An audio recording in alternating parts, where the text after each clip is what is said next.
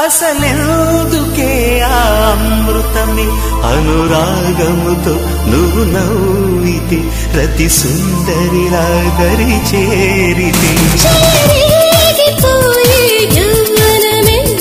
కోరికతో మాట్లాడితే కొస చూపులతో తాకితే నేను నేను అని తేలి సోలిపోని